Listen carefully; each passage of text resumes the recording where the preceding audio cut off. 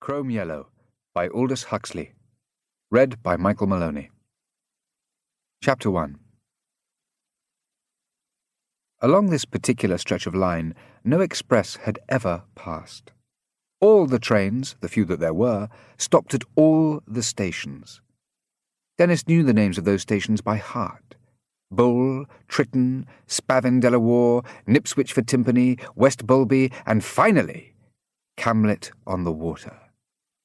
Camlet was where he always got out, leaving the train to creep indolently onward, goodness only knew whither, into the green heart of England.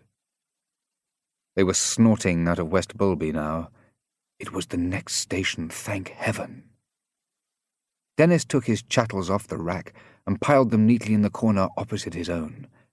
A futile proceeding, but one must have something to do. When he had finished, he sank back into his seat and closed his eyes. It was extremely hot. Oh, this journey!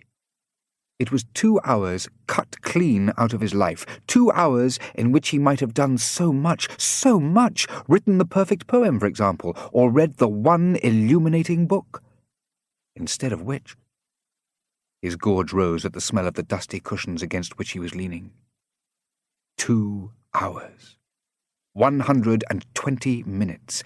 Anything might be done in that time. Anything. Nothing. Oh, he had had hundreds of hours, and what had he done with them?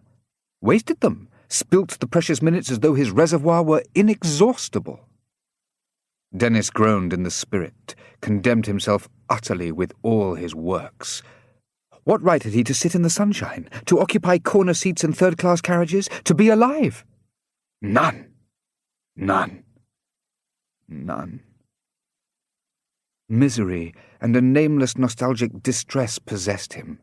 He was 23, and oh, so agonizingly conscious of the fact. The train came bumpingly to a halt. Here was Camlet at last. Denis jumped up, crammed his hat over his eyes, deranged his pile of baggage, leaned out of the window and shouted for a porter, seized a bag in either hand, and had to put them down again in order to open the door.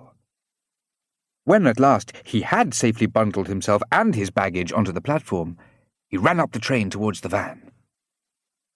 A bicycle, he said breathlessly to the guard. He felt himself a man of action.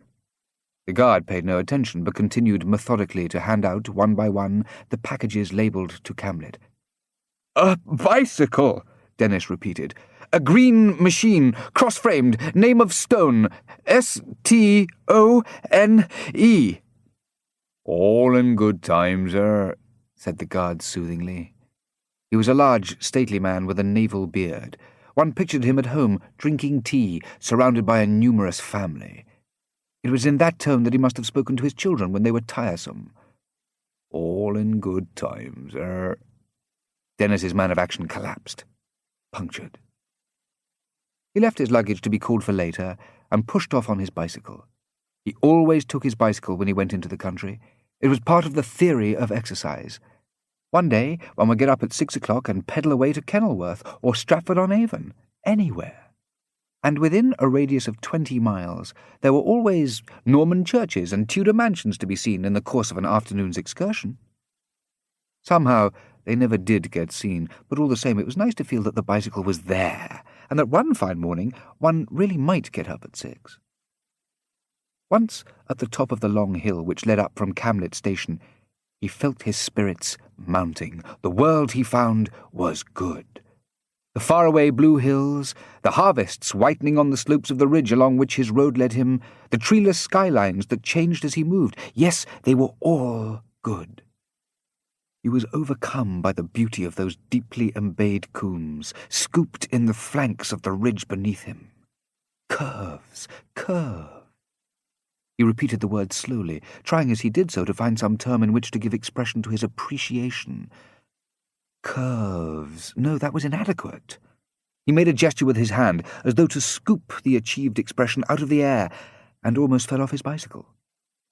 What was the word to describe the curves of those little valleys? They were as fine as the lines of a human body. They were informed with the subtlety of art. Galbe.